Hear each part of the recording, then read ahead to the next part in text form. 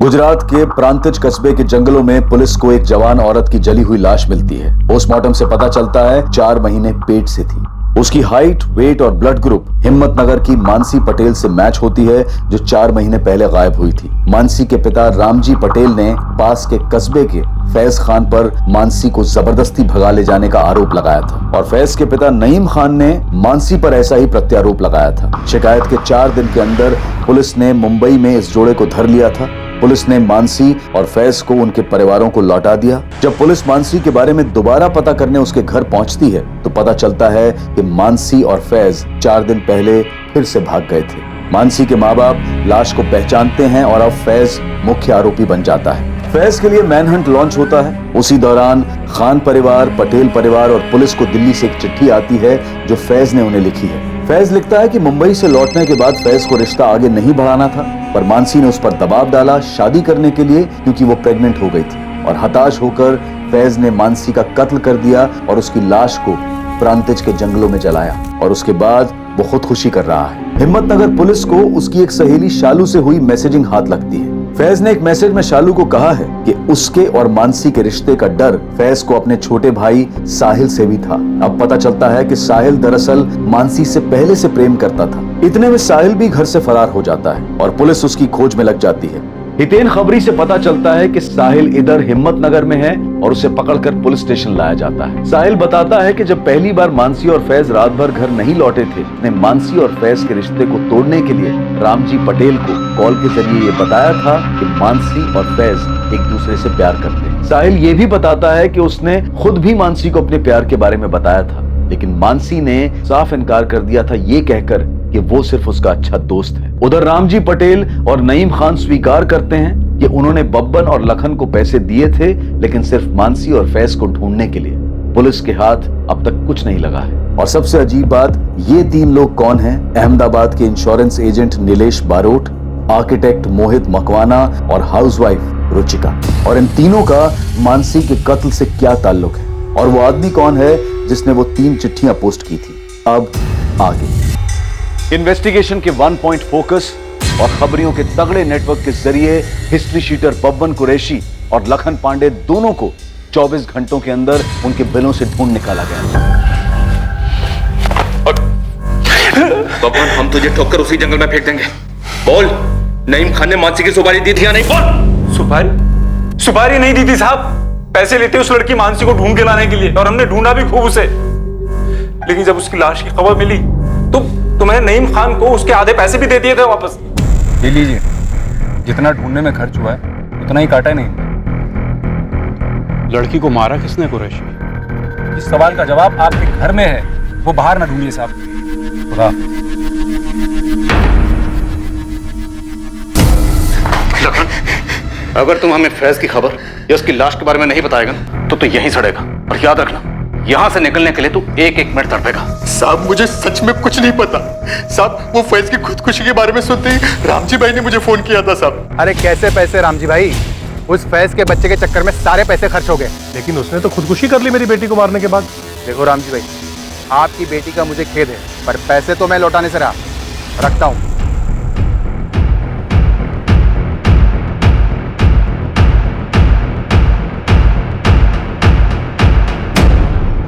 History sheeters ने नईम और रामजी के बयानों का पुष्टिकरण किया था, पर पुलिस फिर भी उनके साथ कोई चांस नहीं ले रही थी और ना ही साहिल को क्लीन चिट दी जा रही थी। दिल्ली कौन गया था लेटर्स पोस्ट करने? मैम, मैंने कोई लेटर नहीं भेजे। मानसी मारी जा चुकी, भाई भी जा चुके, मुझे भी मार डाल। नहीं जीना है मुझे। 2 परिवार अपने बच्चों को खोने से तहस नहस हो चुके थे, लेकिन दूध का धुला कोई भी नहीं था। इन 2 घरों की दीवारों में अविश्वास, रंजिश और नाराजगी में लिपटी कुछ सच्चाइयां अब भी रोशनी में नहीं आई थी। पर अगली सुबह इस केस से जुड़े सभी लोगों को एक ऐसा झटका दे गई जिसके बारे में किसी ने सपने में भी नहीं सोचा था।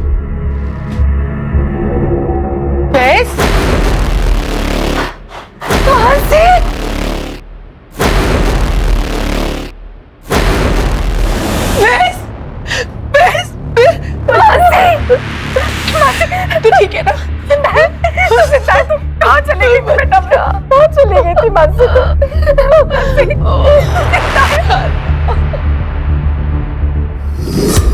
तीसरी बार भागकर हम भोपाल गए थे सर।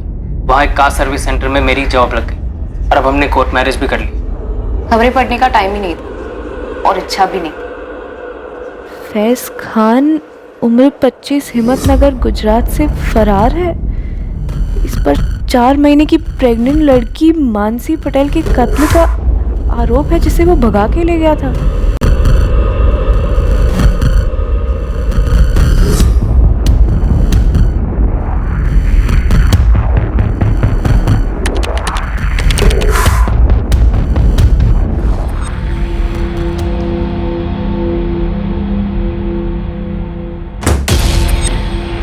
क्या हुआ मानसी? डर के मारे हम 3 दिन घर में ही बैठे रहे कैदियों की तरह, और फिर वो सेकंड झटका आया जब वो लेटर्स वाली खबर आई। सुन मानसी, मेरे नाम से लिखे गए ये सुसाइड लेटर्स फर्जी हैं और हम फर्जी नहीं, और ना ही हमारी शादी फर्जी है। पता नहीं कौन है जो तुम्हारा मर्डर, ये लेटर और मेरे सुसाइड की झूठी अफवाहें फैला रहा है और क्यों। मुझे लगता है हमें मैं बैग पैक कर लेती हूँ। 1 घंटे में अहमदाबाद एक्सप्रेस निकली। अनरिजर्व तो अनरिजर्व सही, चलते और ये सारा ड्रामा खत्म करते। ये कल रात की बात थी सर, और आज हम दोनों आपके सामने बैठे, बिल्कुल जिंदा और उतने ही प्यार में जितना 1 साल पहले थे, और अब हम शादी भी कर चुके। और मैं प्रेग्नेंट नहीं हूँ, लेकिन आप लोगों को शक करने की आदत है, इसलिए चाहे तो टेस्ट करवा सकते हैं। आप लोग सब बाहर वेट कीजिए। हमने डीएनए टेस्ट करवाया नहीं। रामजी पटेल ने बोला कि मानसी की बॉडी है, हमने भी मान लिया कि मानसी ही है। राम जी, ये मानसी ही है। बड़ी भूल हुई सर, डीएनए टेस्ट कराना चाहिए था। सर, लाश के अंश बचा कर रखे हैं, केस क्लोज होने तक वो लैब में रहेंगे। शुक्र है, विक्टिम को आइडेंटिफाई करने में कुछ तो आसानी होगी। सर, इस रामजी पटेल ने और सविता पटेल ने बॉडी की शिनाख्त की थी। हो सकता है जानबूझ के की।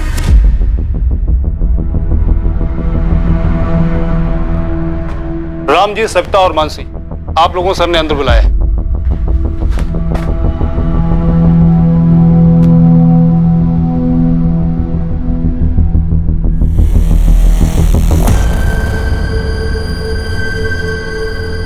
आप लोग मेरे साथ आइए।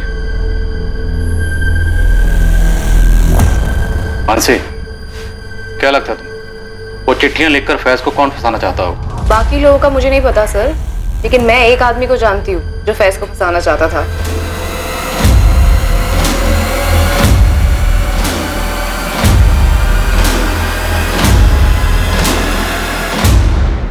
पापा मेरा फोन दो प्लीज। खा कसम कि आज के बाद तू उस कमीने लड़के से नहीं मिलेगी।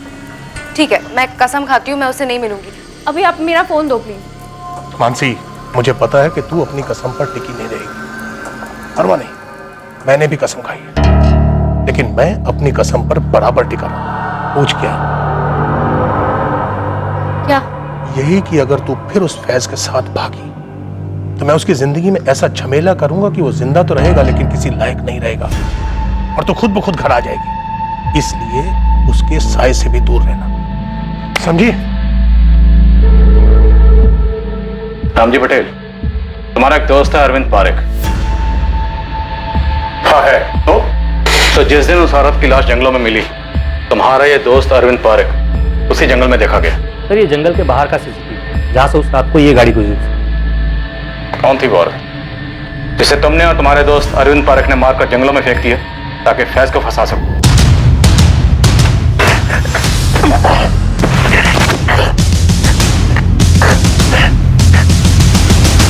अरविंद, मुझे निकलना होगा। ये लो, आप इसे ठिकाने लगा दो, मैं चलता हूं।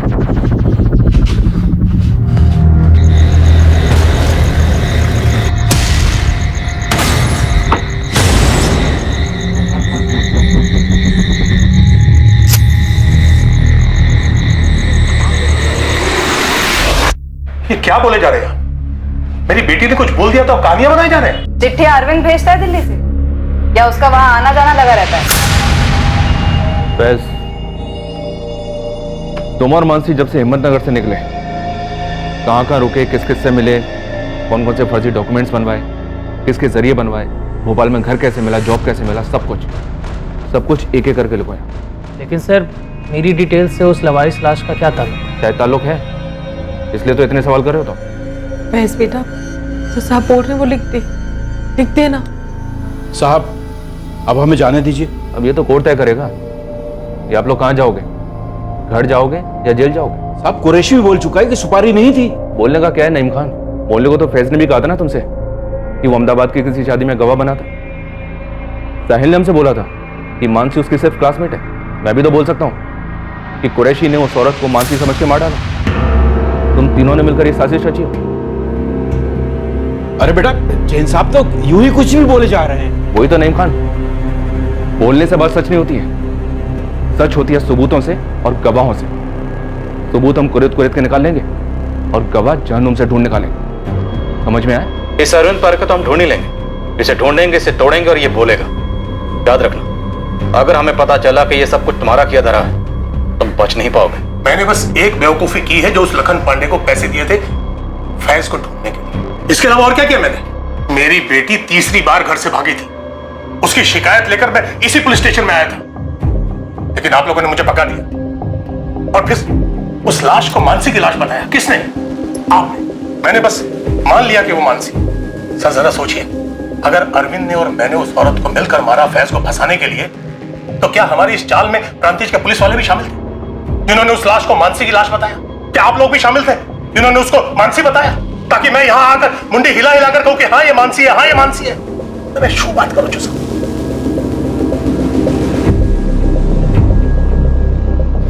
बोलिए सर।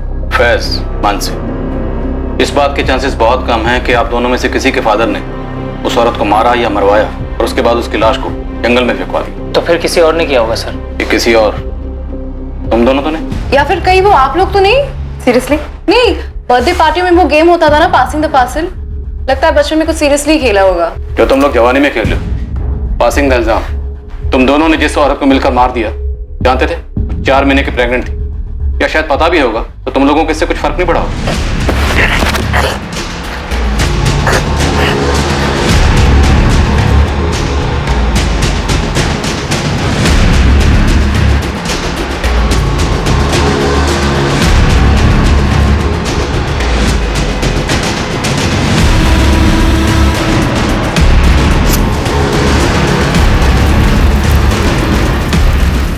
फिर अपने किसी दिल्ली के दोस्त से वो लेटर्स लिखकर पोस्ट करवाए।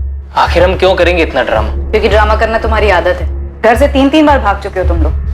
पहली बार ड्रामा किया माँ बाप को भापने के लिए, दूसरी बार राशिद और शबनम बनकर रहे, जब पकड़े गए वापस लाए गए तो तीसरी बार फुल एंड फाइनल ड्रामा, ताकि कोई तुमको ढूंढे ना। क्यों नहीं हो सकता? नहीं हो सकता, क्योंकि हम कोई टेढ़े मेढ़े मर्डर करने वाले लोग नहीं है, हम कोई क्राइम शो के फैंस नहीं है, हम लव स्टोरी के फैंस हैं। क्या मारी गई औरत की भी कोई लव स्टोरी थी? और अगर थी तो वो लवली और स्वीट तो कतई नहीं थी। और उस औरत का खान परिवार, पटेल परिवार, मानसी और फैज, इन सब से आखिर क्या ताल्लुक? फैज और मानसी को सेफ हाउस दिया गया है, ये एड्रेस है। करना क्या मैडम? इन दोनों पर साहिल खान, मुमताज खान और सविता पटेल, इन सब पर नजर रखनी है। कोई धनिया पत्ता लेने भी निकले ना तो कितना लिया इसका डिटेल भी चाहिए मुझे। मिल जाएगा मैडम। वैसे गुस्सा की माफ हो, अब ये केस आप लोगों का नहीं बनता ना? लेकिन एक जिम्मेदारी तो बनती है ना हितेन। किसी ने हमारे साथ खेल खेला है ये चिट्ठियां भेजकर, और ये लेटर राइटर अगर हमारे संदिग्धों में हुआ तो ये केस अब भी हमारा है।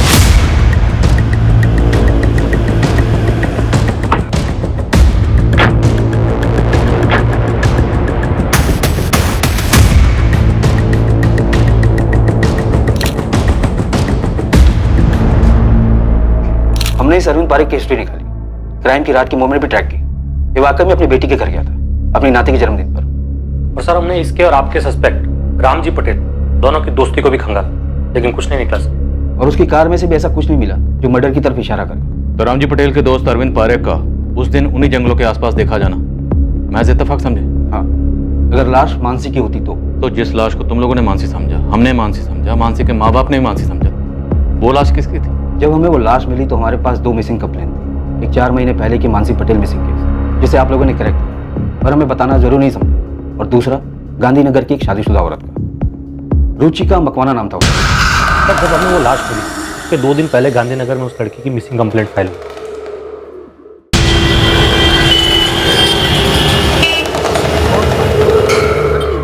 किसी पर शक? जी, उसका पति मोहित मकवाना। रुचिका को डिवोर्स चाहिए था और उसका पति मना कर रहा था।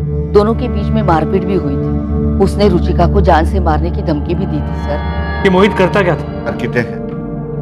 फोन नंबर और पता?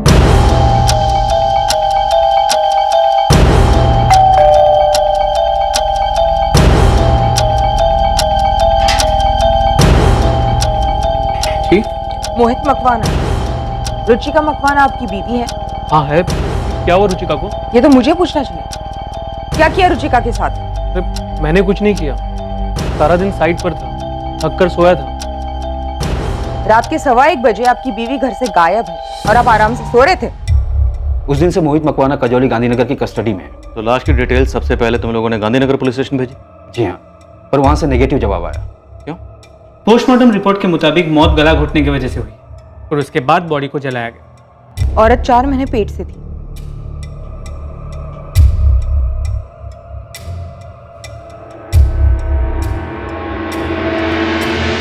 तो ये आपकी बेटी रुचिका नहीं है? हमारी रुचिका प्रेग्नेंट नहीं है सर। सर अभी शादी को 1 ही साल हुआ है। धीरज जी, रुचिका और मोहित के झगड़ों की वजह क्या थी? ठीक, रुचिका ने हमें कभी बताया नहीं। बीना जी आपको? वो सब अपने अंदर ही रखती थी।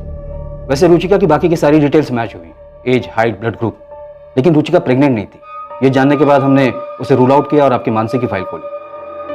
सर लड़की 4 महीने पहले लड़के के साथ भागी तो उसके 4 महीने के प्रेग्नेंट होने की संभावना भी थी और बाकी सारी डिटेल्स भी मैच हो रही थी। तो हो सकता है वो लाश किसी तीसरी औरत की हो। हालांकि हमने उसके डीएनए संभाल के रखे हैं, पर मैच किससे करेंगे?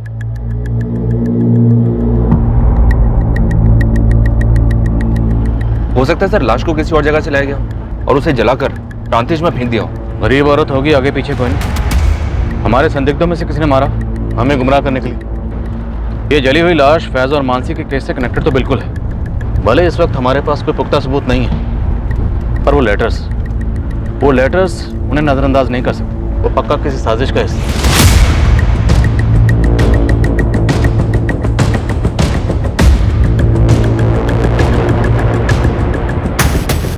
नितिन भाई। जी भाई, राजू भी साथ में ही है। हाँ बोल बल्लू, क्या खबर? गर्मा गर्म चाय। फैज, कहाँ जा रहे हो तुम? वो चेतन से बात हुई थी, उससे कहा था घर आ जाऊंगा, बस वहीं जा रहा था। देखो क्या हाल है अभी, लेकिन चाय तो पीते जाना। हाँ रख दो, वापस आता हो तो गर्म करके पी लूंगा।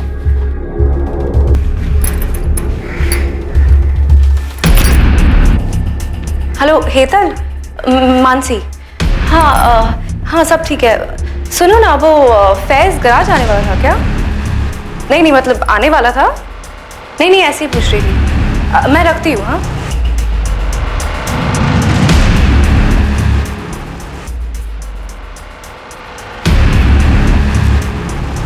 और 4 महीने प्रेग्नेंट, तो किसी ना किसी गायनेकोलॉजिस्ट के यहाँ तो रजिस्टर्ड रही होगी। हाँ सर, गरीब से गरीब औरत होगी तो भी किसी सरकारी अस्पताल में रजिस्टर्ड तो होगी। यहीं से शुरू करो। हमारे गुजरात के जितने भी सरकारी हॉस्पिटल हैं, सब जगह खंगालो, पता करो कि 3 जून को गायब हुई वो 4 महीने की प्रेग्नेंट औरत कौन थी। बाकी पैरामीटर्स हैं हमारे पास मैच करने के लिए। जी सर, पूरे स्टेट में सैकड़ों सरकारी अस्पताल हैं जहां लाखों यंग औरतें 4 महीने प्रेग्नेंट रही होंगी। तो माना का दायरा काफी फैला हुआ है, लेकिन करना तो पड़ेगा ना। सरकारी हॉस्पिटल के साथ साथ जितने भी प्राइवेट हॉस्पिटल हैं और क्लिनिक्स हैं, सब जगह खंगालो, सब जगह पता करो। जी सर, हितेन का फोन था। उसके खबरी बल्लू और राजू रामजी पटेल और नईम खान को फॉलो कर रहे थे। रामजी पटेल और नईम खान के बीच में एक मीटिंग हुई।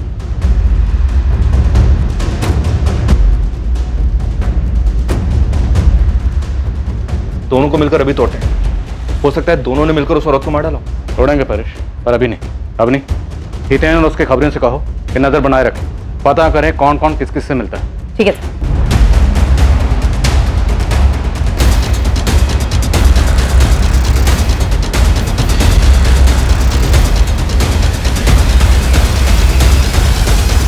रामजी पटेल और नईम खान क्यों मिले? गराज के बहाने फैज आखिर कहां गया था? इन सभी सवालों के जवाब बहुत जल्द सामने आने वाले हैं। और दूसरी तरफ मैटरनिटी क्लिनिक्स के विशाल समंदर को खंगालने के बाद पुलिस के हाथ एक चौंकाने वाली सच्चाई लगने वाली थी, जो इस केस को सर के बल उलट कर रख दिया।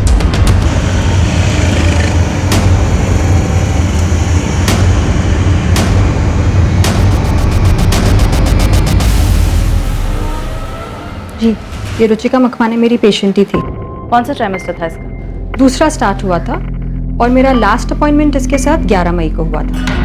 रुचिका सब कुछ एकदम नॉर्मल है, बच्चे की ग्रोथ भी एकदम परफेक्ट है। बस मैं तुम्हें कुछ सप्लीमेंट्स लिख देती हूँ, उन्हें तुम टाइम पे लेती रहना, बाकी तो सब नॉर्मल है। डॉक्टर, अगली सोनोग्राफी की डेट क्या है? रुचिका, नेक्स्ट मंथ 3 जून को तुम्हारे 4 महीने पूरे हो रहे हैं, तो वो डेट ठीक रहेगी तुम्हारे लिए? जी, थैंक यू। फिर 3 जून को तो वो आई ही नहीं। हमें उसकी बॉडी 3 जून को ही मिली, तो अगर ये लाश रुचिका की थी तो उसका मर्डर 3 जून को ही हो गया होगा। रुचिका ने कभी आपसे कोई ऐसी बात कही कि उसकी फैमिली बच्चे से खुश नहीं थी? नहीं, मुझसे तो उसने कभी भी ऐसी कोई बात डिस्कस नहीं की थी। खुश लगती थी हमेशा, एकदम नॉर्मल।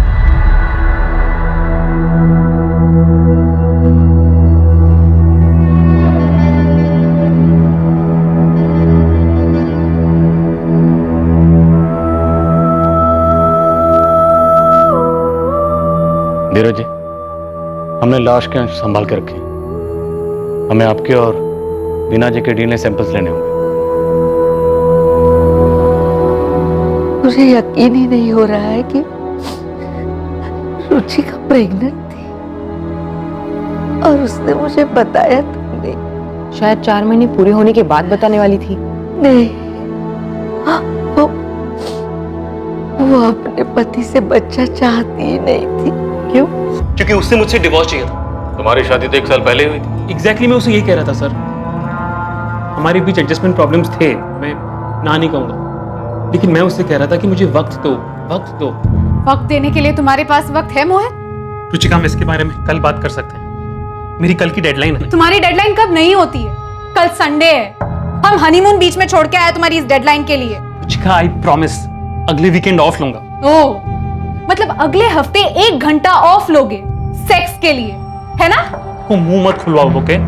सेक्स में तो तुम्हें इंटरेस्ट ही नहीं है। कैसे होगा? मशीन हूँ क्या? कोई रोमांस नहीं, कोई घूमना फिरना नहीं, शॉपिंग नहीं, मूवी नहीं, डिनर नहीं।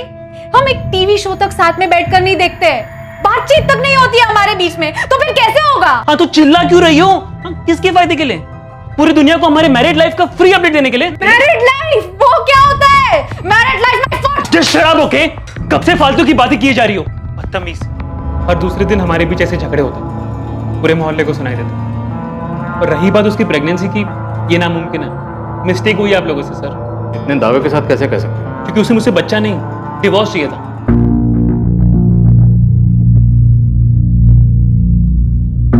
रुचिका, मुझे तुमसे कुछ कहना है। मुझे भी। रुचिका, देखो, मैं सोच रहा था कि हमारे बीच इतना टेंशन है, अगर हम बच्चा करें तो शायद चीजें बेहतर हो। हाँ मोहित, मैं तुमसे कहने वाली थी मुझे डिवोर्स चाहिए। मैं अब और ऐसे नहीं रह सकती। ऐसे नहीं रह सकती मतलब? हाँ? मैं कि तुम्हें टॉर्चर करता हूँ जो तुम ये ड्रामा कर रही हो? तुम्हें पूरी जिंदगी ना यही रहना होगा मेरे साथ, इसी रिश्ते में। जिंदगी भर? 6 महीने में अगर तुमसे डिवोर्स नहीं लिया ना, तो मेरा नाम भी रुचिका नहीं। पिछले 6 महीने से वो अलग सोती थी, हमारे बीच सेक्स नहीं, सिर्फ सन्नाटा था, ढेर सारा गुस्सा था। तो बच्चा कहाँ से होता सर? हमें तुम्हारा डीएनए सैंपल लेना होगा, फिटस के अंश से मैच करना होगा। हाँ, तो कर लीजिए सर, बिल्कुल कर लीजिए। रिजल्ट नेगेटिव ही निकलेगा। वो लाश रुचिका की नहीं है और वो बच्चा मेरा नहीं हो सकता। रुबीना, तुम मोहित को डीएनए के लिए ले जाओ और रिपोर्ट अवनी को भेज देना। अगर माँ बाप का डीएनए लाश के अंश के साथ मैच होता है और मोहित का डीएनए फीटस के डीएनए से मैच होता है, तो मतलब मोहित झूठ बोल रहा है। तोड़ेंगे उसे, बुलवाएंगे। और अगर मोहित का डीएनए फीटस के डीएनए के साथ मैच नहीं होता, तो फिर इसका एक ही मतलब, रुचिका का किसी के साथ अफेयर था। और इसीलिए शायद वो इतने अर्जेंटली मोहित से डिवोर्स मांग रही थी। तो क्या रुचिका प्रेमी का बच्चा रखना चाह रही थी? उसे शादी के लिए फोर्स कर रही थी और प्रेमी छुटकारा पाना चाह रहा था। तो अब रुचिका के प्रेमी को ढूंढना होगा। सर, अगर मोहित सच बोल रहा है तो ये प्रेमी खूनी हो सकता है। गराज में सब कैसे चल रहा है? बढ़िया। हेतल चेतन कैसे है? मुझे मिस कर रहे थे, तुम्हें भी हाय बोला है। मेरे सर में बहुत दर्द हो रहा है, मैं थोड़ा आराम कर लेता हूँ।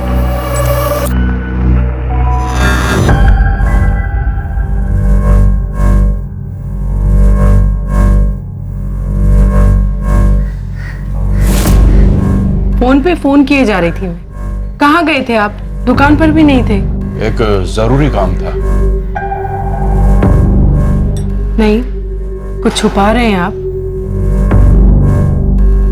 आपने मुझे बताया नहीं कि आपने मानसी को धमकी दी थी कि आप फैज को फंसाएंगे।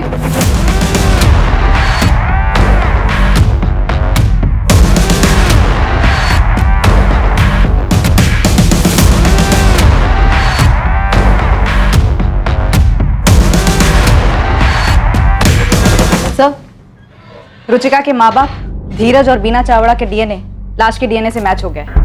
रुचिका मकवाना की ही लाश है। मोहित का डीएनए? फीटस से उसका डीएनए मैच नहीं हुआ। क्या? तो मतलब रुचिका के पेट में जो बच्चा था वो उसके पति मोहित से नहीं था? शायद रुचिका का जिसके साथ अफेयर था और जो उस बच्चे का बाप था उसने रुचिका को मार दिया। रुचिका के कॉल रिकॉर्ड से कुछ मिला? All clear. हमारे स्टार खबरी हितेन और उसकी टीम को कहो मुझे आके मिलो, मैं बात करूंगा। तुम कहीं जा रहे हो? सर आज क्यों? ऐसे।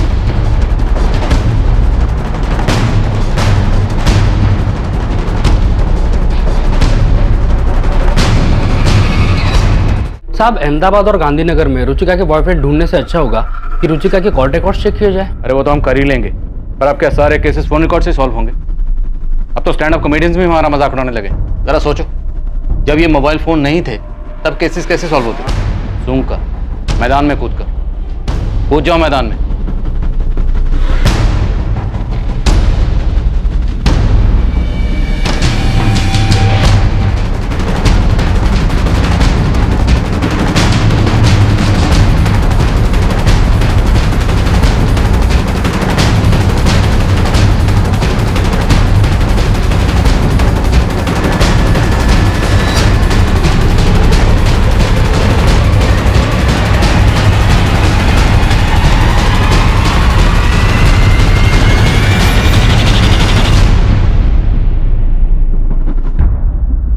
खबरी हितेन और उसकी टीम मैदान में उतरी, पर मैदान पूरी तरह से खाली मिला। रुचिका के अफेयर का कोई नामो निशान नहीं था। दूसरी तरफ फैज के बर्ताव से मानसी बेहद परेशान थी। फैज उससे क्या छुपा रहा? फिर पुलिस को आखिरकार एक सुराग मिला, वो भी इत्तेफाक से। साहब, आपने बोला था कि सूंघ के निकालो, तो फिर बस उसी फिराक में परसों रात को मैं घर से बाहर निकला। जय कृष्ण कॉलोनी में चक्कर लगा रहा था, अफेयर सूंघने की कोशिश कर रहा था साहब। तब एक अलग ही पिक्चर देखने को मिली मुझे। पिक्चर? हाँ साहब, एकदम ड्रामे वाली, वो रुचिका और मोहित के बिल्कुल बगल वाले घर से। जब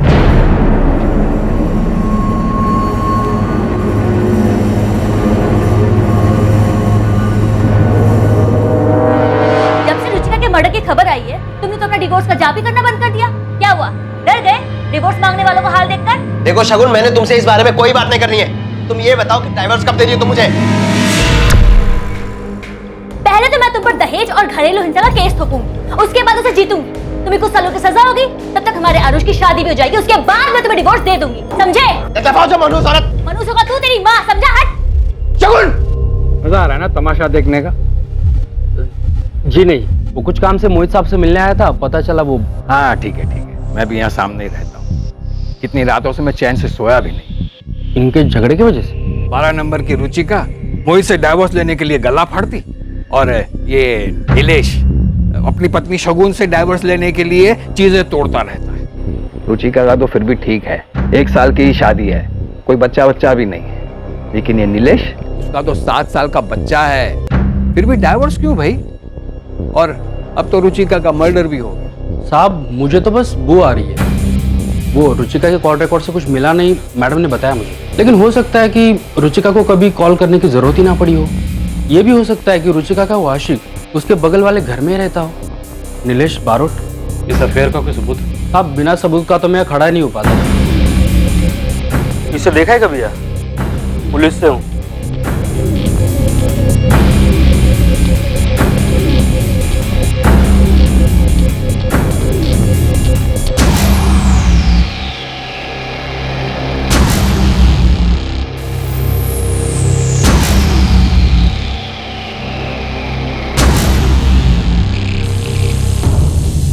ये नीलेश का फोटो और ये नीलेश का नंबर। सब कॉल रिकॉर्ड भले ही साफ हो, लेकिन लोकेशन रिपोर्ट से बहुत कुछ हाथ आ सकता है। सर ये अपना किलर हो सकता है, पर मुझे नहीं लगता इसने ये अकेले ने किया हो।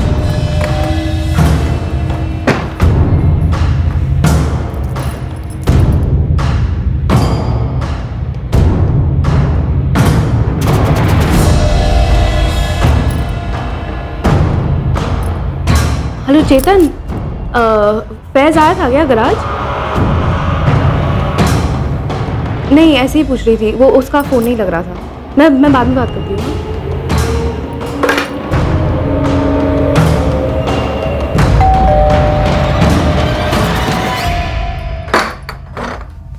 तुम गराज नहीं गए थे?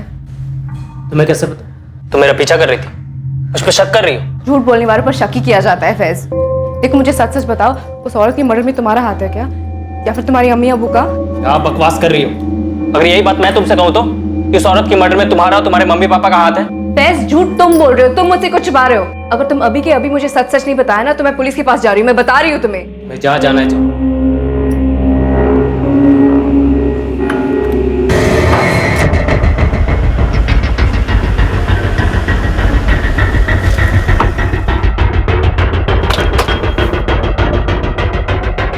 नीलेश बारोट ऑफिस में है? जी, सुबह से कहीं गए नहीं।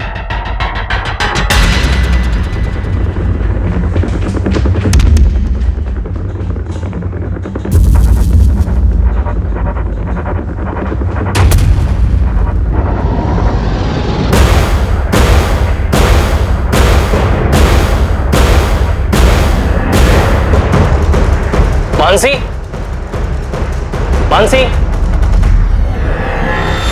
मानसी, सच में पुलिस के पास तो नहीं चली गई? The number you have dialed is currently unavailable.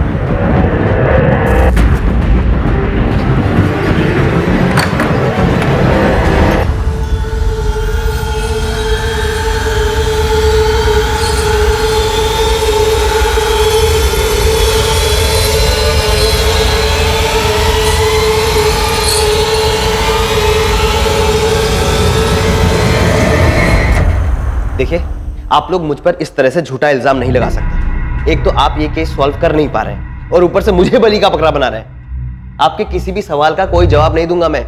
मुझसे आपको कुछ नहीं मिलने वाला। हमारे इस लॉकअप में अक्सर मुजरिम उगलते हैं और हम सुनते हैं। आज कुछ अलग करते हैं। आज हम बोलेंगे और तू सुनेगा। तुम और रुचिका पड़ोसी थी, पड़ोसी से फिर दोस्त बने, दोस्त से फिर प्रेमी और प्रेमिका, और फिर तुम दोनों में अफेयर शुरू। ज्यादा वक्त नहीं लगा होगा करीब आने में। सब ठीक चल रहा था, पर फिर रुचिका प्रेग्नेंट हो गई। शादी करना चाहती होगी तुमसे, और तुम्हारी बीवी तुम्हारे ऊपर केस करने की बात कर रही थी। तुम दोनों तरफ से फंस चुके थे और वक्त निकला जा रहा था। नीलेश, आज 4 महीने पूरे हुए हैं। कल सोनोग्राफी है 6 बजे। मैं मोहित को सब कुछ सच सच बता देना चाहती हूँ। लेकिन रुचिका, उससे शगुन को भी तो सब कुछ पता चल जाएगा ना। उसने खुलेआम धमकी दी है, बोलती है केस ठोक दूंगी। और नीलेश, मैं अब और इंतजार करना नहीं चाहती। मैं सबको जल्द से जल्द बता देना चाहती हूँ कि मैं माँ बनने वाली हूँ, तुम्हारे बच्चे की। तुम्हारे साथ रहना चाहती हूँ। और वैसे कुछ दिनों में लोगों को दिखने ही लगेगा कि मैं प्रेग्नेंट हूँ। प्राणतीज में कुल मंदिर, वहां चल करके शादी कर लेंगे। कल? लेकिन तुम्हारी बीवी, वो केस? अरे वो सब छोड़ो ना। एक बार हम लोग शादी कर लेंगे तो मोहित और शगुन को सब कुछ सच सच बता देंगे। अरे बोल देंगे प्यार करते हैं। एक भी। तुमने फैज की किसी और से बात होते हुए सुनी? कोई मिलने आया था उससे? ये भैया बस यहीं रोक दीजिए।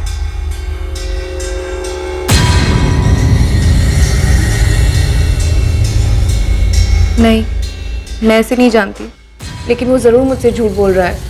वो कुछ जानता है जो मुझसे छिपा रहा है। सबूत की टेंशन मत लो बेटा, एक नहीं दो दो। तुम लोगों ने प्लानिंग तो बहुत तगड़ी की।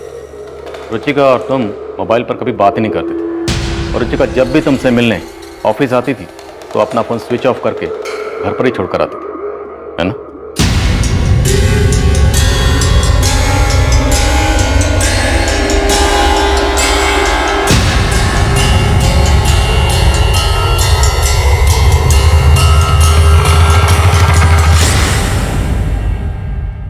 पर 3 जून को तुमसे गलती हो गई।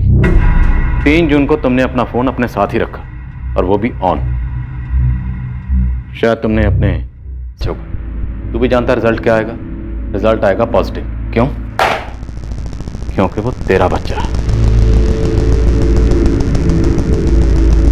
नीलेश बरोट, अपनी जिम्मेदारी से छुटकारा पाने के लिए तुमने बेरहमी की नई मिसाइल काम कर दी, और साथ ही 2 परेशान परिवारों को जहन्नम के दर्शन करवा दिए। इतना ही नहीं, फैज के नाम का झूठा सुसाइड नोट लिखकर फॉल्स एविडेंस प्लांट करके हमें गुमराह करने की कोशिश की। बहुत घुमा लिया तुमने। अब बोल, वरना अच्छे खासे लोगों को गायब करके उनकी लाशों को ठिकाने लगाना हमें भी आता है। बोल, मेरा साथीदार कौन था?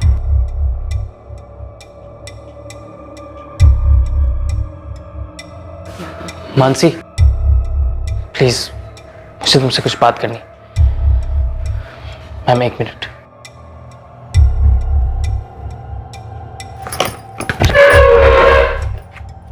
बोल, कौन था जोड़ीदार? बोल बोल बोल बोल बोल बोल, कौन था जोड़ीदार? बोल। मानसी, मैंने तुमसे झूठ कहा था। मैं गराज नहीं गया था। बताता बोल। बताता। मेरा भाई कुंदन, और वो लेटर भी उसने पोस्ट किए थे।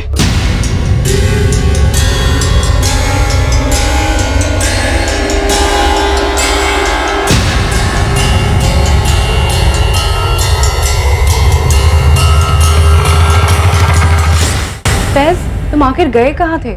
मैं अपने घर गया था, अपनी अम्मी से मिलने। मुझे उनकी बहुत याद आ रही थी मानसी, लेकिन इसके पीछे कोई साजिश नहीं है। तुम्हें नहीं आती अपने मम्मी पापा की याद? मैंने उसे धमकी दी थी क्योंकि मैं उसका भला चाहता हूँ, बाप हूं मैं उसका। लेकिन मानसी हमसे नफरत करती है। अब नहीं करेगी। मैं नईम खान से मिलने गया था। क्या? हाँ बोलो, क्यों बुलाया मुझे? नहीं, जो होना था सो हो गया। बच्चों ने शादी भी कर ली, अब हमें भी स्वीकार कर लेना चाहिए। इस सब में पुलिस भी हमें सुपारी देने वाला समझ रही है। जो मैं तो हूं नहीं, आपके बारे में मुझे पता नहीं। मैं भी नहीं, मैं तो बस अपनी बच्ची का भला चाहता हूं, जो आप भी चाहते हैं फैज के लिए, है ना? ठीक कह रहे हो रामजी भाई, इस बात पे मिट्टी डालते हैं। इन दोनों बच्चों की मर्जी कबूल कर लेते हैं। फैज, अगर इतनी सी बात थी तो तुमने मुझे पहले क्यों नहीं बताया? तुम्हें क्या लगा कि मैं तुम्हें तुम्हारी अम्मी से मिलने नहीं दूंगी? नहीं मानसी, ऐसी बात नहीं है। तुम अपने घर वाले से मिलने नहीं चाहती थी, और मैं नहीं चाहता था कि मुझे मेरे घर जाते तक तुम्हें बुरा लगे। लेकिन हमारा प्यार सच्चा है मानसी। लेकिन हमारे माँ बाप भी तो, जो भी हुआ अपनी जगह तो वो ठीक ही थे। बगावत हमने की, हमारा भाग कर शादी करना सिर्फ उतना ही नहीं रह गया, एक मर्डर केस भी जुड़ गया। इतने परेशान हो गए ऐसे। मानसी, मुझे लगता है तुम्हें भी अपने मम्मी पापा से मिल लेना चाहिए। एटलीस्ट हम ट्राई करके तो देखें। माफी मांग लो, माँ बाप है, मान ही जाएंगे। नीलेश बारोट और उसके छोटे भाई कुंदन पर धारा 302 के तहत डबल मर्डर के चार्जेस लगे हैं, रुचिका के और उसके पेट में पल रहे बच्चे के मर्डर के जुर्म में। साथ ही धारा 120 के तहत सबूत मिटाने और पुलिस को गुमराह करने के चार्जेस भी लगाए गए हैं। मोहित मकवाना को जुडिशियल कस्टडी से रिहा कर दिया गया है और उसके खिलाफ सारे चार्जेस खारिज कर दिए गए हैं। रुचिका के पेरेंट्स को उसके अफेयर और उसके मर्डर की हकीकत को मानने में काफी समय लगेगा। फैज और मानसी ने हिम्मत नगर में ही रहने का फैसला कर लिया है। फैज अपने गराज लौटा है और मानसी ग्रेजुएशन के साथ पार्ट टाइम जॉब कर रही है। उन दोनों के परिवारों ने उन्हें सपोर्ट करने का फैसला किया है। अभी तक किसी भी बिरादरी के ठेकेदारों ने कोई खास आपत्ति नहीं जताई है। क्रिमिनल्स जितने शातिर और चालाक होते हैं उतने ही इलॉजिकल भी होते हैं, और ऐसे अनगिनत केसेस हैं जहां जुर्म करने के बाद और उसे छुपाने के चक्कर में वो खुद अपनी कब्र भी खोद देते हैं। इस केस ने एक बार फिर से साबित किया कि जुर्म कभी सफल नहीं होता, बस सिर्फ देर होती है उसे गलती की रोशनी में आने की जिसे मुजरिम कर ही बैठता है। बहरहाल इस केस में इन्वेस्टिगेशन के हाथों कुछ गलतियां और लापरवाहियां होने के बावजूद जिस तरीके से उन्होंने इस केस को हल किया वो काबिल तारीफ है। अब मैं अनूप सोनी आपसे विदा लेता हूं, फिर मुलाकात होगी एक और नए केस के साथ।